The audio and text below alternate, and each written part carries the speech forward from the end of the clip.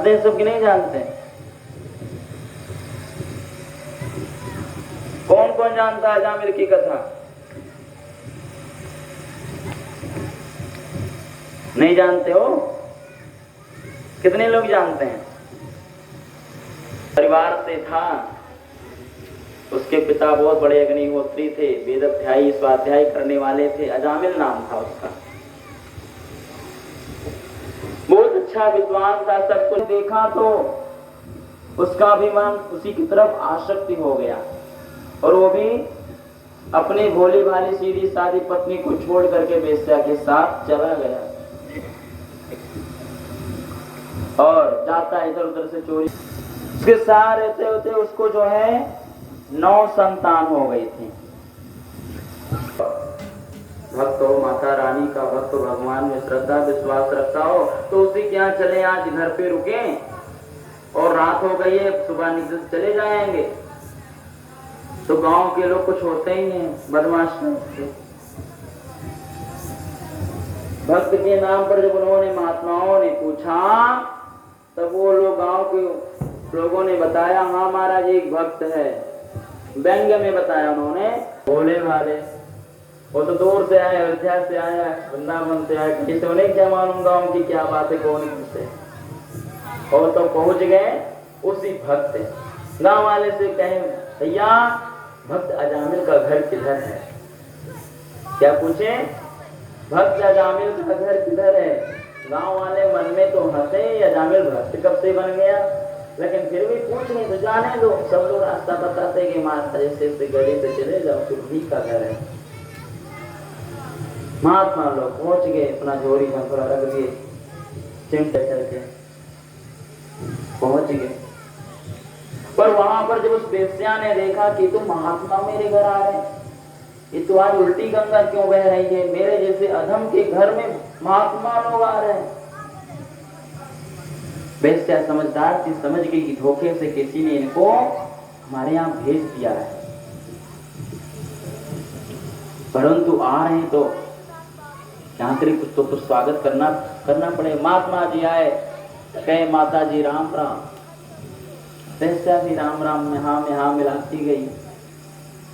महात्मा लोगों ने कहा कि जो है आज रात थोड़ा यहीं पर रुकना चाहते हैं, देर हो गया है, हम यहीं ठहरेंगे और फिर कल सुबह चले जाएंगे। वेश्या ने मन में सोचा, मेरे पति को पता चलेगा कि ये लोग रुकेंगे तो ऐसे इनको डांट फटकार के गाली दे के भगा देगा, वो तो कहीं चोरी करने गया है, अभी आता होगा। मन में तो सोच रहे, लेकिन फिर भी मन में सोची कि उसको समझा बुझा लेंगे। तो कहा ठीक है महाराज, यहीं पर आप बाहर आसन लगा लीजिए। और आसन टिक्कर बनाने लगे तो वेश्या से रहा नहीं गया, उसने सच सब बता दिया कि हम तो हैं अधम महाराज, मेरा अन्न खाने से आपका कहीं धर्म नष्ट ना हो जाए, इसलिए अब लोगों ने भेज दिया है बैंक की तरह, तो आप आ गए तो आपका स्वागत है, हमारे स्तन को आप स्वीकार करें, ग्रहण करें। हम जब वो शुद्धता से आपको सामान दे रहे हैं उसको आप बना करके बाहर खा के वास करिए, रहिए। महात्मा ने तो पहले विचार किया कि चलो यहाँ रहना ठीक नहीं है, कहीं और चलेंगे रहेंगे, लेकिन फिर भी मन में भाव आया, सोचा कि अब आ गए हैं, आसन लग गया है तो भगवान की कुछ ना कुछ इच्छा होगी, चलो इसका भी कल्याण होना चाहिए। इस प्रकार से महात्मा लोग आसन लगा लिए और अजामिल जो है मांस का लेथड़ा लेकर के आ रहा था। उसकी पत्नी ने ज्यों देखा त्यों दूर से इशारा किया, कहा उसको वहीं फेंको। अब भैया अजामिल तो सबसे नहीं डरता था, लेकिन अपनी घरवाली से बहुत डरता था। उसकी हरीट कहाँ मानता था, उसमें एक गुण है, जहां पत्नी ने ऐसे दृष्टि का उसको वहीं फेंक करके आओ। उसने कहा क्यों इशारे, कहा चुप, ऐसे बोलना मत, जितना कहूँ उतना करते जाओ।